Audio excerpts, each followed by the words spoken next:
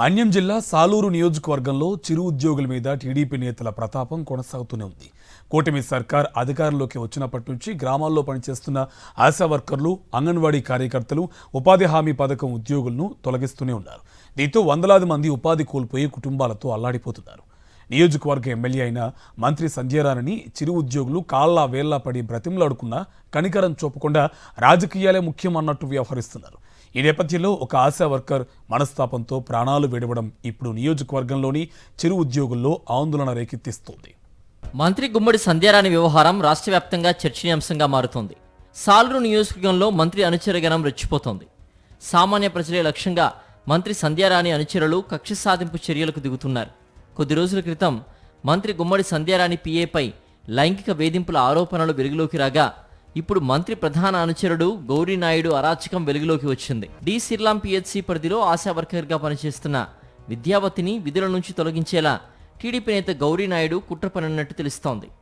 విద్యావతికి పక్షవాతం వచ్చిందని PHC doctor హరికృష్ణతో వైద్యశాఖకు Gauri Naidu లేఖ రాయించాడు. ఆ లేఖ ఆధారంగా విద్యావతిని వైద్యశాఖ విధుల నుంచి తొలగించింది. అయితే వైద్యశాఖ ఉత్తర్వులపై విద్యావతి న్యాయ పోరాటం చేశారు. ఉన్నతాధికారుల విచారణ తర్వాత ఆరోగ్యవంతురాలని నివేదిక రావడంతో తిరిగి విధుల్లో చేరడానికి వెళ్లిన విద్యావతికి మళ్లీ చేదు అనుభవమే ఎదురైంది. టీడీపీ నేత గౌరీనాయుడు చెబితేనే విధుల్లోకి తీసుకుంటానని డాక్టర్ హరికృష్ణ చెప్పడంతో చేసేదేం లేక మంత్రి గుమ్మడి సంధ్యారాణి వద్దకు వెళ్లారు విద్యావతి. మంత్రి సంధ్యారాణి కనికరించుకోవడంతో తీవ్ర మనోవేదనతో విద్యావతి మృతి చెందింది.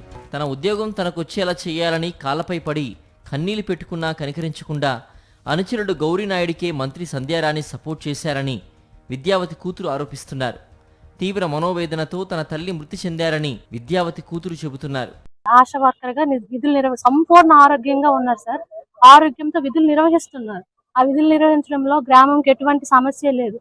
కానీ రాకేట్ గౌరీనాయుడు అనే ఒక పొలిటీషియన్ అతను ఏం చేశారంటే, మా అమ్మ అన్ఫిట్ ఉందని, ఆరోగ్యంగా పనికిరాదని, పక్షవాతం కింద కాలు చేయి పడిపోయిందని డాక్టర్ హరికృష్ణ మక్కు పిహెచ్సికి కంప్లైంట్ ఇవ్వడం జరిగింది. ఇటు మంత్రి సంధ్యారాణి డ్రైవర్ వ్యవహారం కూడా కాంట్రవర్సీగా మారింది. తనను అసభ్యకర పదజాలంతో వాట్సాప్ గ్రూపుల్లో మెసేజ్లు చేస్తున్నాడని మన్యం జిల్లా ఎస్పీకి బాధితుడు నాగరాజు ఫిర్యాదు చేశాడు. తన పరువు ప్రతిష్ట, గౌరవ మర్యాదలకు భంగం కలిగించేలా వ్యవహరించిన మంత్రి డ్రైవర్పై చర్యలు తీసుకోవాలని కోరాడు.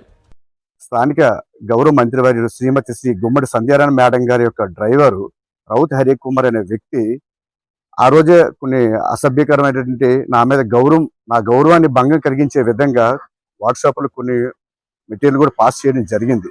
మొత్తానికి మంత్రి సంధ్యారాణికి 2 సంఘటనలు చిక్కుల్లో పడేసింది. విద్యావతి భర్త, కుమార్తె కలెక్టర్ను కలిసి ఫిర్యాదు చేయడం, అటు మంత్రి డ్రైవర్పై విశ్వనాథపురంకు చెందిన నాగరాజు ఎస్పీకి ఫిర్యాదు చేయడం మంత్రి వ్యవహారం బయటపెట్టింది. విద్యావతి ఘటనపై సమగ్ర విచారణ జరిపి బాధ్యులపై కఠిన చర్యలు తీసుకోవాలని బాధితులు డిమాండ్ చేస్తున్నారు.